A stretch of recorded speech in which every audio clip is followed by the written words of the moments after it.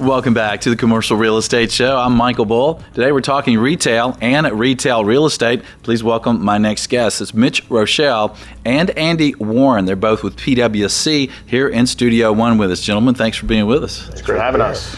Well, retail, certainly changing landscape. It seems to be changing very rapidly. You guys have a lot of clients in retail around the world. What do you see? Retail has become, as you mentioned, more diverse, more bifurcated. You've got the people that want the grocery anchored, so that's stable, that's there, but everything else is open game.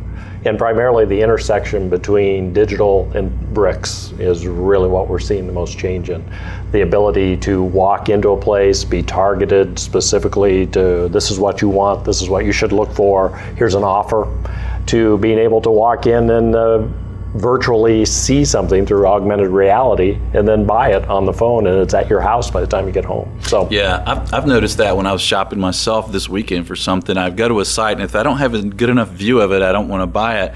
Go to another site, and there's just more information, more views, more images, more scale, or I guess the better view. So if I could kind of virtually look at it, I'm just going to buy more, right? You know, when you watch television, I don't know if you do or not, I know you well, but not that well, but there's something called the two-screen experience, right? So you're watching it on that thing, and then you have your mobile device out, and they realize that people are multitasking and probably doing something, so they try to put something on that second screen so you stay committed to the show. I think retailing has become a two-screen experience also. So you're in the store potentially buying one of those things, a 42-inch flat screen, but you also have your mobile device out simultaneously and you're comparison shopping for it or getting information. And what's interesting is the site that you're going to may have nothing to do with the store that you're in. And what we're seeing is more and more of a convergence of that two-screen experience, or that the analog experience of being physically in a store and the digital experience of going in comparison shopping.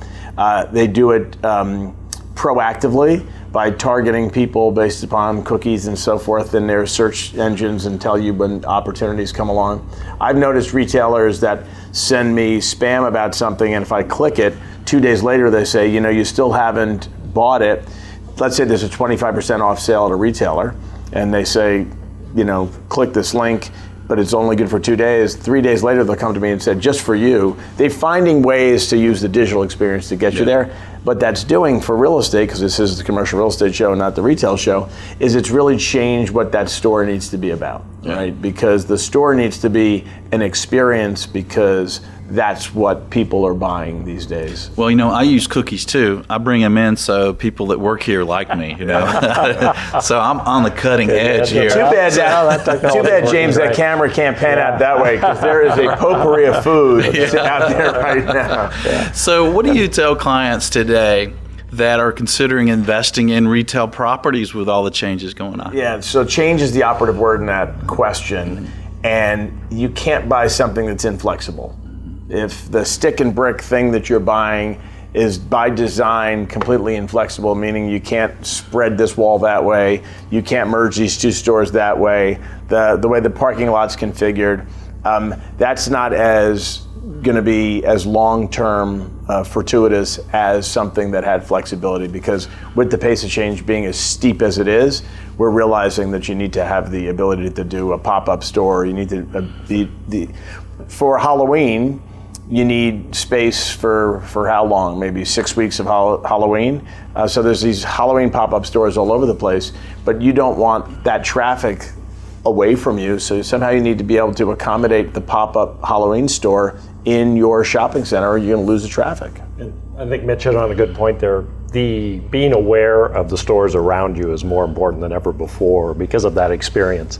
Maybe you're something that doesn't want to have a Halloween store around you, and you're going to have that. You need to be aware of who else is in your center, because if they bring down your experience, you're stuck. And I guess also who else is in your sub-market or your intersection, right? If you're buying a shopping center, you know, are people coming to that agglomeration? Are they coming there anyway to that market area, right? So you're bullish on retail, or? I'm bullish on the component of retail that serves the community, right? So the community grocery anchored stuff seems to be doing great. The power center is still the subsector that gives me the heebie-jeebies. And then the enclosed mall, I mean, that is, I mean, none of those trade because the people who own them don't want to trade them, but the valuations that they have on them have the lowest cap rates I've seen in anything, which seems a little crazy because it's retail. But the fact of the matter is they generate a ton of cash flow. I think bullish on anything that can't be easily reproduced.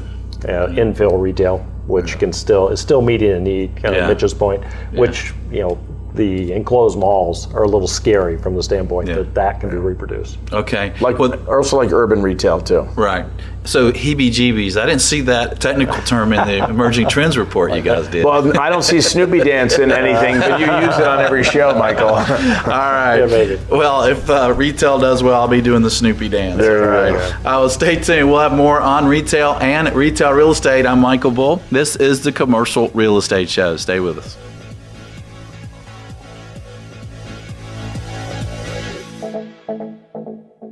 Hey there, thanks for checking out the Commercial Real Estate Show. Don't miss a video of special interest to you. Be sure to subscribe below. And if you appreciate the videos, be sure and thank our sponsors. There's a link to more information about them in the description.